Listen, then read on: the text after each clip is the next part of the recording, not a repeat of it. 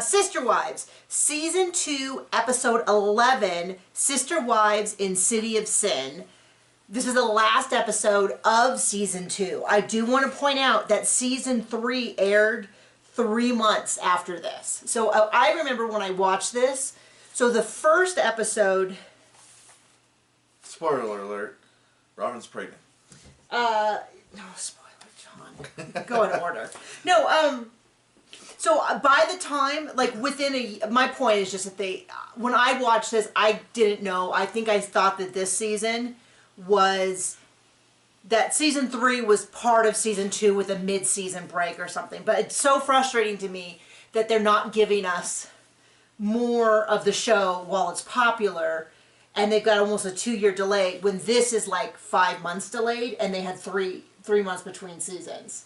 Like, get on it. And I looked up... They're too busy with these terrible... awful shows. Awful shows. Where half of the people... Yeah, aren't even real. Where half of the people are... to me, it appears like they're just cast. They're like, oh, these people would be great on TV, as opposed to like... Oh, and the other half aren't real. Yeah. I don't remember what I was going to say. I'm struggling to keep focused and locked in on what we're doing. I looked up the TLC ratings because our views of the new shows have kind of been sliding, and I was like, oh no, are we getting worse? And I was like, well, maybe just not as many people, because it tends to be that if more people watch the show, more people are interested in our recaps, and that tends to trend. Like, even without a season, when there's a really popular episode, we get a lot more views because more people are like, oh my gosh, I have to talk to someone about how this episode went. So I looked, and basically as soon as Sister Wives stopped, it like dropped like a rock. And so if they're at all smart, they'd be getting on this. Or maybe if they were at all smart, they wouldn't be doing 100 versions of 90 Day Fiancé. Maybe stick with 90 versions. Yeah, I mean, and I'm nothing inherently against the show, except the ones that we've watched feel so staged, and staged badly. And boring, and like one person's always taking advantage of the other, or maybe they're both trying to take advantage of each other, and I just don't like anybody. Well, I would say that... And the editing is poor. At least if it's going to be fake, make it interesting. Oh yeah. Like I watch shows that are not real. Right. Love Bob's Burgers. Not real. Not real. So they're unpacking at the vacation home, which they only have 30 days in, and I'm sure of that number because they said it probably every 4.5 minutes. How many days in? 30 days. How many? 30. Okay. They only have 30 days in the vacation rental. The vacation rental has 4 bedrooms, which is very tiny. 1 for each wife, and none for any kid. And then they're how Vegas is awesome. We did all this to protect the kids. Everyone feels so relaxed. Robin talks about how she's lost 15 pounds because she's been so nervous. The little kids, the vacation home has lots of cool stuff. It's got a pool table, it's got darts. Looks like it has like a play in the background. It's got about 1 billion kids. The adults are happy and relaxed because they've gotten this done. The teenagers are exhausted, sad, and can't unpack, which was kind of Maddie's summary. She's like, we're not at home, we miss our house. We can't unpack because it's a vacation rental. I do believe Maddie said it. I'm going back to Utah as soon as I can. Yeah, which she doesn't do. Ever. But, yeah, so, and then this is weird. This did not make any sense. Here's the one weird thing The only weird thing, sorry, I'm super sweaty and hot, and it's hot out, and I'm scratching my head, and I'll stop, is that Robin says... It's not like we're actually safe. The investigation's still ongoing. And in which case I felt like, then why did you move? Why did you pick up, if it makes no difference, why did you guys have this whole storyline that you had to pick up? And the more I think about Vegas, the less Vegas makes any sense for their move. First of all, they moved into, I don't know what the costs are in Vegas, but just it being a city, it's not going to be the cheapest. At the time, it was cheaper than it is now. It is certainly cheaper than it was now. But it was like, why didn't they consider Wyoming? Because they're like, oh, we have no community here. Community, at least one. They lived in a Pullick community before they moved to Utah. And I'll tell you what's cheap, Wyoming. Yeah. Wyoming is cheap. Well, not parts of it, yes. Yeah, the mansions around Yellowstone, not cheap. Yes. So I agree with that. It is not universally cheap. But it was just weird to me because in retrospect, why... And they just put the kids in public school 6 months earlier. It seemed like there's just a lot of stuff that didn't make sense. And they just sort of said, Vegas is cool, we're moving there. And that's all we ever heard of it. I know a lot of people talk about how Robin's family apparently, I guess, doesn't live there, but we're closer. I still don't fully understand it. I think Cody just likes to live in new places, but it just never made sense to me because we've told the story a million times, which is when we looked here, where we're at now, which is Southwest, we looked at Polygamous House. We did, not on purpose. Not on purpose, but it was really apparent. But when we told people that, they're like, oh yeah, there's a polygamous community sort of over the way. And we've seen, now, I do not know if they were polygamous. They might not have been, but they definitely, I know Mennonites also dress in the very conservative dress with a little hat. And who can tell, because these people only take one wife out at a time. Well, no, when I saw them, or we saw them at Walmart, it was just women. Oh, yeah. It was just women, and so, but there are, like, it's not unheard of that there are these pockets of community, which I don't know how big they are, but it was kind of like, it was weird to me that they decided they had to move immediately. They had to move that day, until Cody and Robin thought otherwise, and it looks like they were outvoted. And then they wanted to move to Vegas, and then Robin just goes, oh, by the way, it's not actually over. And I thought, well, then why is the big rush if it's all the same? So I think there might have been some line or misrepresenting in there somewhere. I don't know. It's usually what happens when Robin opens her mouth. So they didn't assign there's 4 bedrooms, and so there was one big master bedroom. I mean, they made it sound like it was a very nice bedroom. I'm not trying to make it sound like, oh, it was a dump. I'd never live in a bedroom so small, because we live in a bedroom significantly smaller. But they made a big deal about it, and they eventually decided. And then they made this whole thing where they were like, Cody is like, I wouldn't want to be the one to assign it because then there's the risk of favoritism. So I let those women, I leave those decisions to the wives. And then Mary says, yes, when there's a decision that primarily affects the wives, we make the decision amongst us. And I was like, isn't that interesting? That doesn't last for too long, does it? Well, it does last, but he becomes progressively more bitter about it being that way. And over time, it becomes this thing where he's like, I should be the man. He's busy rearing all the children. I know, he is awfully busy with his flitting about from thing to thing. So they end up giving the bedroom to Christine, which makes the most sense because she has a baby that's still in the bedroom.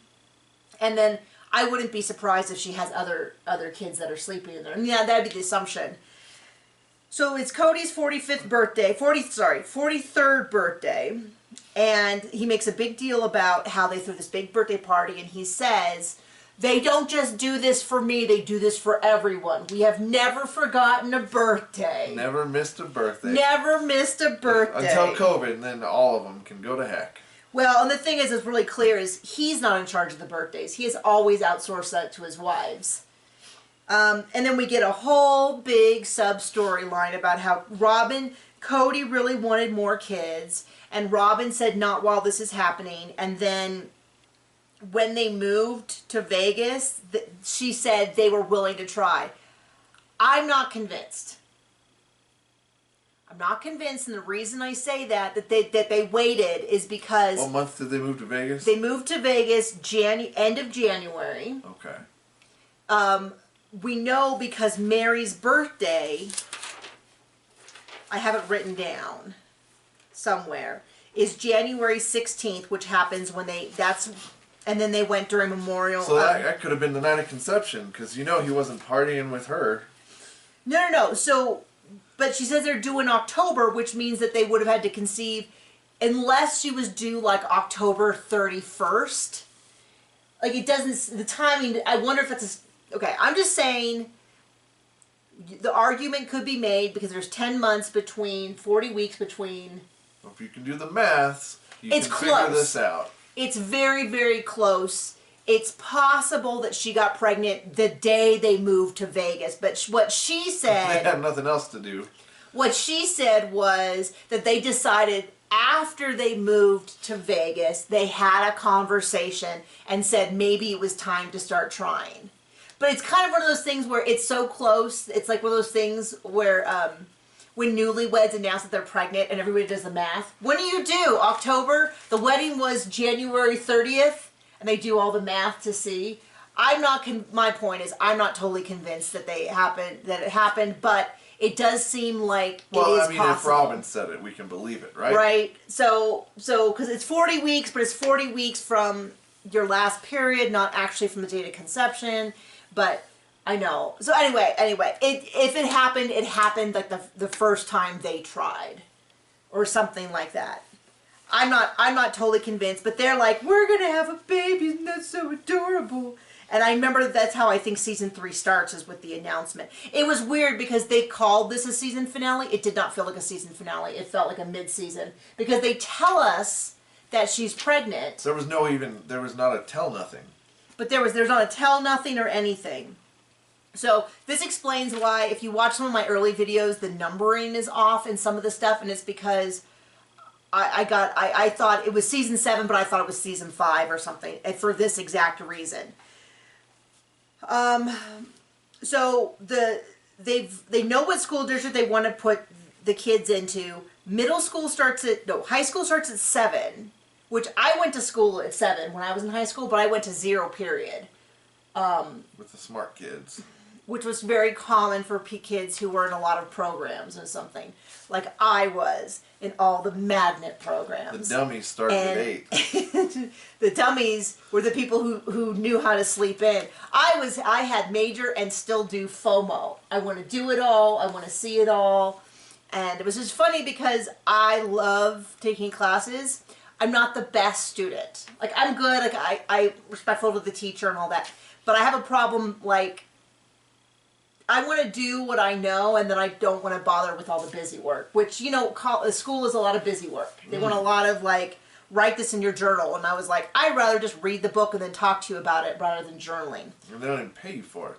High school is at 7. Middle school is at 8. Elementary school is at 9, which is hilarious to us because that's so late. Where we grew up, yeah, everything started at the same time. Yeah, I'm wondering if that's probably maybe a school bus thing, so you could use fewer school buses and they could rotate. I don't know.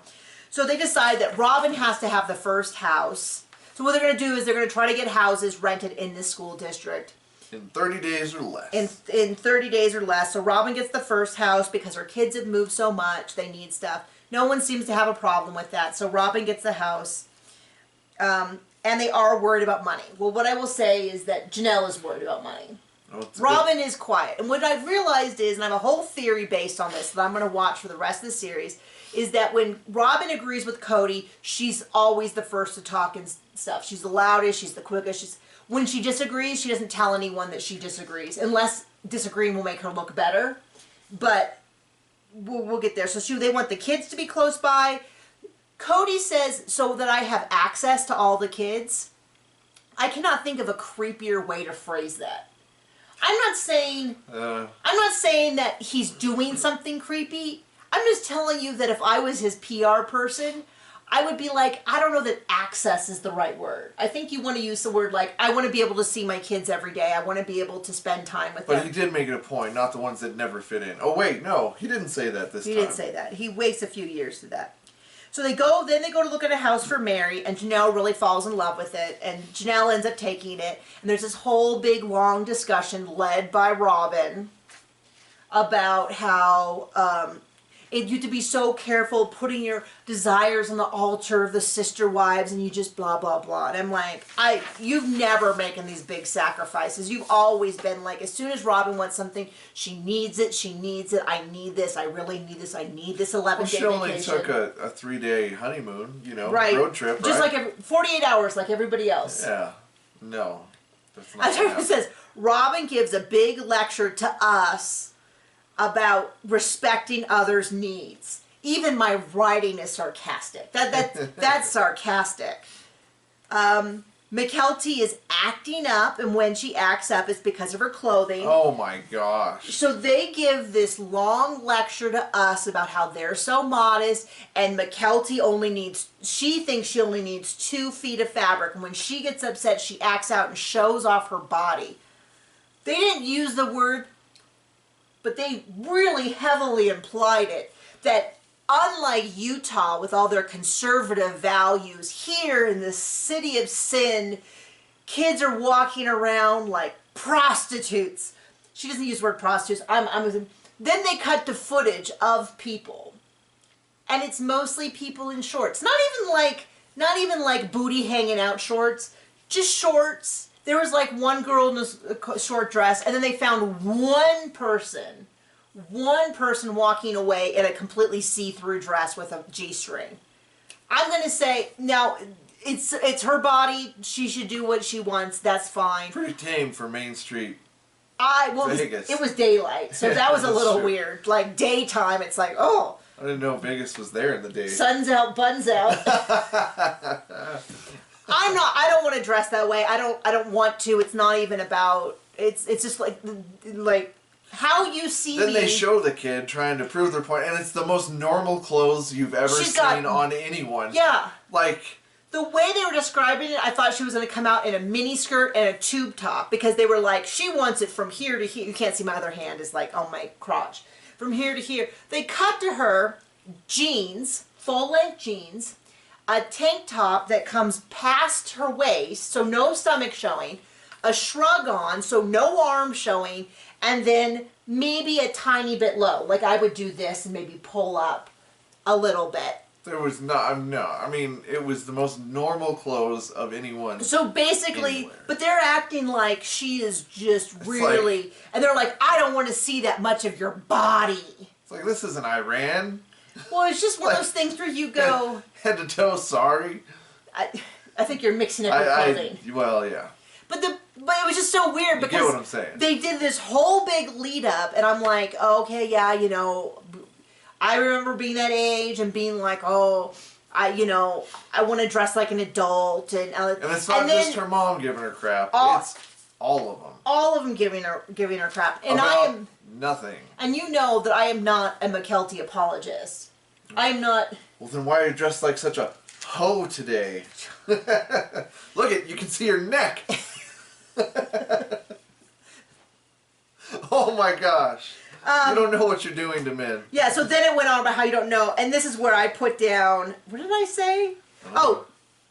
Pluck their eyes out. I had the whole big thing about how, like, you don't understand how men think and all that. And I do not, I fully acknowledge men seem to have a little different, but I am also of the, if your eyes offend you, pluck them out sort of theology. But it was just sort of this filler. And I always feel like their desire to tell us how much better they are than everyone else is a little eye-rolling. Now, if you don't want to dress that way, I will 1,000% support your right to dress the way it's comfortable for you. The way you see us on camera, this is not, we don't get, I mean, no one thinks we got dressed up for the show. But this is how we dress every day. I wear jeans, they're comfortable, I can get them dirty, I can feed the horses, I can go on walks, I can sit down in the dirt. And then I have 4 stacks of shirts and I just rotate through them. And that's it for me. That's fine. So they have a whole big thing about how McKelty is trying to tempt every man. And she's like, I don't like anybody to tell me what to do. And I'm like, well, that is very teenagery. Robin and Mary go back to Salt Lake City to get the rest of their stuff and their pets. They just like show a picture of like a random dog and cat sitting out. And I was like, what? But then they said the pets were with family and friends. I'm like, okay. And then we get this... except for the one that got punted to New Hampshire. Yeah. That they cut out. So for those of you who saw or questioned or whatever about the dog kick, which I believe was 2 episodes ago, I'm trying to find, the problem is all the videos I find of it start right where she's like already half kicking the dog. Like contact has already been made. And I'm trying to find somewhere I saw a video where you see the scene before it and you actually, because at first when the dog is touching the leg, it looks like you could argue she's moving the dog out of the way using its momentum, which I have absolutely done. The dog comes barreling toward our son who's laying on the ground. You put your foot out, you and the dog move, you detour the dog in a direction that's not your child's face, as our child has a scratch right here from the dog walking past him, scratching him. So you do like the foot detour, the dog just sort of and just keeps going, but then there's another view where you can see that the dog is coming and she's like like kicks the dog. So I'm trying to find that to share with you to show you how they cut it out. Like they snipped. No more. Very favorable editing. Very favorable editing to Robin. Maybe Cody's her best customer, but not her only. No, well, I will tell you, if anyone is in charge of making Robin look good, it's these dang producers. So then we get this enormous segment of them telling us how close Robin and Mary are. I don't know. There's this long bit about how there was this conflict, but now they're such good friends. I'm not convinced that I buy a lot of it. What do you think? I don't even know why they bothered to put it in. It was not interesting at all. It's not interesting at all. Like most of this show. Blah, blah, blah, blah. We're such good friends. This is the sisterhood I've always wanted. Robin's not a mistress who's coming in and taking my husband away. She's joining the family and adding. Which is like so ironic because we know that that's eventually what happens. I won't say she's a mistress. She was legally married to him. But the fact that it like... it seems like there was already some problems in this relationship, but they had figured out how to make it work and continue. The same way that John has terrible, awful, just faults in him, but I, because I am forgiving and loving, know how to look past them. Right? Great analogy. No comment. No feedback. No, so Robin is not a homewrecker. Okay.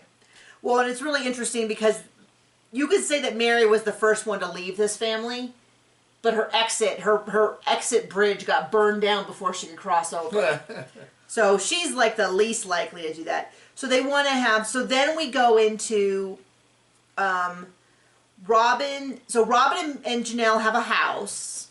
And Christine wants 5 bedrooms in the same school district near everybody else. 5 bedrooms seems like a lot. She's got 6 kids. I'm not saying that she doesn't deserve. I'm just saying that when we looked at houses, 5 bedrooms was a lot. When we were looking at for bedrooms, for houses, the things we were looking for were more about like enough space for the horses, for me to be able to shoot archery and use shoot targets, and preferably a living space for my mother-in-law that was in the same level. And that alone found us one house. Yeah. We found a couple of houses that were split level, but the longer it's gone on, the happier we are it's all on one level, because much like the rest of us, his mother will only get older with time, and getting up and down stairs for her and her little dog, her little wiener dog, will only get more dangerous. I see the little dog. So she wants that. She finds something. And he's like, I'm not going to make Mary and Christine not have the house of their dreams. Blah, blah, blah. I have some feelings about Mary. Okay? I'm going to share them. It's a little tenuous. You might disagree. And you could be wrong. I mean, it's so Mary, no problem. Cody goes in this whole thing about how Mary's house is going to cost just as much as Janelle and Christine's. I don't know if he leaves out Robin. Yeah, I know. He didn't mention Robin, so I'm not sure if Robin's house is more or less. He's like, there's a house right next door to Robin. She's the only real wife, so, leave her out of it. Yeah, I mean, maybe Robin's house was significantly cheaper because at that point... did you mention how far away it is from everyone else? A whole mile. But Christine finds a house right next to Robin's, and then they make this big deal about how Mary's house is, and it actually is not that big, but it's expensive. But she makes the same argument every time, which is just because I have fewer kids doesn't mean that I deserve less. Which is correct. She doesn't deserve less. But I've noticed this pattern, and we're going to follow it, is that Mary always needs as much, and she's always got an excuse for why she needs a lot. Now, when she pays for herself, none of my business. You do yours. I did a short here maybe a week or two ago where I talked about that the house that she rented in Flagstaff is back in the market. You can go back through my shorts and find it if you go to our page and you click on like the shorts button. If you can't find it, I'll try to find a link if you need it. But and I commented that I was shocked it was $4,500 a month that she was paying. Now it's like $5,300. But holy! But she Who was can paying. afford that? She was paying $45, and some people were like, "Hey, it's her money; she can do with it as she likes." And it's like, "Hey, I agree. It is not my business if she's paying with her own money." I was just shocked because that is more. If you take away housing expenses, that's about what we pay in a month for everything else: electricity, internet, clothes for our son, field trips, food, lunches, everything else. And so I could not imagine having that and then adding that on top of it. Like it just shocks me that people spend that much.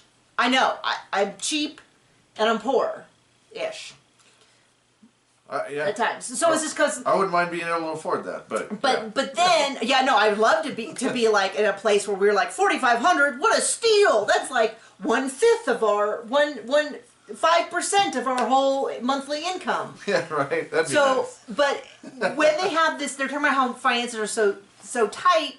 There's always this "I don't deserve less because I'm infertile" argument that she kind of trots out, and she does it all the time when finances are really tight, and it starts to feel manipulative. Especially, I'm going to track this though. I'm going to track this because she always goes, "But I want to have space for the whole family to come over." Great. I'm going to start tracking how often we see them filming the whole family at our house, because my memory is that they don't do that very often. They end up going to Christine's most of the time because she does most of the cooking. But it feels to me like she found something real convenient to kind of trot out that no one could disagree with, because they would make her feel bad. And they would be bad people for making her feel bad that she's infertile. But then she gets, it's like a trump card. Like, well, that's too much, Mary. Well, I don't deserve less because I'm infertile. Well, why can't you have a smaller house? Why don't deserve less? Like, that's what it feels like sometimes. But I'm going to track it. I could be wrong. I'll be really clear. She does not deserve less because she's infertile. I'm infertile. We have one child. We had 2 miscarriages. She deserves less because she married Cody. We can't have more children. I don't think I deserve less in life because I'm infertile. It just seems like this is a reoccurring theme that you'll see where she will ask for more than the other wives. It comes up when her child goes to college and she wants significantly more of the college fund. It comes up with every house that she's ever in. People are like, "Oh, well, she needs it for LuLaRoe." And it's like, well, LuLaRoe doesn't need extra bathrooms. LuLaRoe doesn't need, like, I get it's a lot of inventory, but you need basically, like, you just take out this room and you just put in traveling shelves and you have as much as most stores do. I'm just not convinced. People make a lot of excuses. Now, clarify one last time, when she's in Flagstaff and she's paying for her own house, it's none of our business. Because I bet you all that family money that she earned on the TV show went right into Robin's house. Other people's houses. But I'm going to just track this because she does not deserve less because she's infertile, but it's just seems like there's always some excuse why she needs more than all the other families. And she has a bigger budget all the time for her and her one child. So they say that she's got this big house because she wants to have the whole family over. I'll be tracking that. What does that say? So embarrassing to assume any blah, blah, blah daughter. Uh-huh. Cody doesn't wear gloves this episode. No, oh, okay. So anyway, there's this whole big thing. They have a big party. They invite the whole neighborhood over. Block party, they big call it. block party. Oh, so embarrassing when he assumed that man's daughter was the wife. So there's this one neighbor comes over. And then what he says makes, for all of them going, Okay. "Oh, all polygamists aren't perverts." So the what guy comes comes out of over. Cody's mouth does not help that. So a neighbor comes over, and Cody assumes that his stepdaughter is his wife, and then he makes the joke of like, "Oh, well, in the polygamous culture, we It's always not go. uncommon It's to not have uncommon for a much younger wife." Like a and it was 14-year-old wife. I'm pretty sure he says 14, and I was just like, oh. Yeah, so it was kind of those Gross. things where the dude was like, "Yeah, I kind of think love is, between two people." And I thought that was another person. that was a different person. Yeah. Okay, I was taking notes. I didn't see, but it was just like a way to triple down on the creepy. Like not only making that embarrassing mistake, but then to double down and to say, oh, because that's normal in our community that a young child will be married to an old man, is essentially what he said. It's like, wow, that was, I mean, I don't have to say it, you said it, and that's gross. So they have this block party, and they meet everyone, and et cetera, et cetera. And then there's this, then Robin says what she thinks is a grand slam dunk about polygamy, where she's like, if it was just about sex, a prostitute is cheaper than a wife. And all I thought was, maybe you, Robin, because you are expensive. But I think the other wives brought in money in the form of, like, assets to the family. Just wait. She comes up with their idea for a family business that makes them dozens of dollars. Negative dollars. Yeah, dozens of dollars in the profit, and then hundreds of thousands in the loss category. They are definitely not in the black. So, yeah, so I was just kind of like, but she said like this big slam dunk, and I'm like, it's such a gross analogy, first off. And secondly, yeah, you're more expensive than a prostitute, for sure, because it doesn't seem like I've seen you work the whole time, she did the one business, which mostly meant beating up on her sister wives for not doing enough, even though none of them were interested in doing it. And their whole life, they've all done their own thing. And then Robin comes in and she's like, everyone's going to do my idea. Why aren't you figuring out all this stuff that I have no knowledge in? How do we make people... She's like, I'll design stuff. You guys will sell stuff. It's like, you know what the hard part is? Any business, and I've had multiple ones, making and designing the stuff, it is difficult, but it is a fraction compared to selling stuff. For instance, books, which I do. This book I believe is free right now, depending on when you watch this, but I have books, I got archery books, I got witch books, I've got mermaid books, I've got all kinds of books, I've got reality TV books. I've got books, I've got lots of books. You know what the hard part of writing a book is? Selling a book. All of it. Well, all of it's the hard part. All of it's the hard part. But the shocking part is that people think like the writing the book is the hard part, and I'm like, oh geez, let me tell you. Selling books is, I probably spend almost as much time trying to sell books as I do writing books. Getting people to buy them. It's hard, and I think anybody who has a business... But at least there's a market for people who read, unlike my sister wife's closet, which there is no market. Because if I ever thought of... Because it's not... I don't know how to describe it. It's not high-end jewelry, but it's high-priced jewelry with low quality. And if I know one thing about polygamists, it's that they're filthy rich, right? Well, they have a lot of disposable income for... Basically, the quality is sort of... What was it, Brighton? Was Brighton that stuff that your aunt used to sell? Mm-hmm. Which I like. I like Brighton. I have a lot of... His aunt had a store that was like one of the #1 Brighton sellers in the nation. Well, they were certainly the #1 Brighton buyers. There's no store no more. No store, yeah. But it's like that kind of quality of jewelry, but uglier, by far uglier. And did I say uglier? I just cannot stress how much uglier. And so expensive. Like, because I remember when they first came out, we were recapping the show, as we've done for the past 8-9 years. Million years. I was like, oh, it'd be kind of funny to buy something, because this is, you know, at the time I was the #1, it used to be that if you Googled sister wife, I was like the #1 result. Now there's a lot of people. The one and only. Now a lot of people are recapping the show, but it used to just be me that was doing it as like a big focus, as opposed to like occasional items about it. But then I looked and I was like, there's literally nothing here that I can buy unless I want to buy a generic like hand rat, like a kitchen towel that looked nothing, or like $200 worth of jewelry, which I also didn't want. And I was like, okay, well, never mind. Sorry, we got off base here. So prostitutes are cheaper than wives. Okay. And then they are now all in their houses. The kids are going to school. Everything's kind of settled down. And this is where I noticed the big thing. So Cody's like, I can't wait until the kids are begging to get back into one house. I want to get back into one house, which is crazy pants, because they're not going to be able to afford to do that in Vegas, period. I don't know where he ever thought he was, I don't know what was going on in his mind to do that.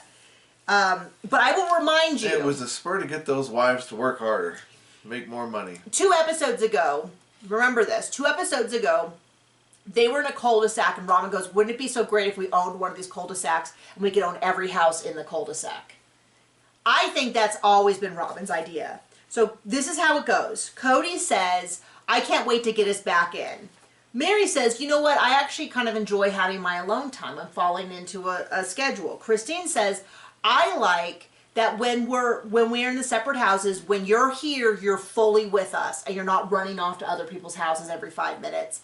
And I like that my wording for it is there's less chaos with him popping in and out all the time, because she says we get a nice routine. We every night we pray, every night we sing before, like, it's nice, and when he's there, he's part of it, and when he's gone, he's not, as opposed to him like popping in every 2 seconds. Janelle counters this and says, I'm scared that we're going to get used to living apart and we're going to lose this family dynamic that we have. Robin didn't say anything. Did you see Robin say anything? Robin did not say anything. I wasn't paying too much attention, to be honest. Well, truthfully, if Robin had said something, you wouldn't have been able to avoid it, because she would have talked and talked and talked and talked. Fair. So another point that I'm realizing is that when Robin disagrees with Cody, she just doesn't say anything. She just doesn't say anything. She just doesn't publicly disagree with him. I think I said that earlier. So my thought is Robin does not want to share a house. She likes it the way it is, where when Cody's there, he's there, and that she is behind the scenes pushing for the 4 houses in the cul-de-sac. That's what I think is happening. And this is actually something, the first time I noticed this, like this exact situation, was the One Big House in Flagstaff. So at the One Big House presentation in Flagstaff, Janelle was really super for it. Like vocally for it, let's do it. Mary was, I would call tentatively, she said she didn't want to say anything because, 1, her voice didn't matter, and 2, like, she was on bad terms with Cody.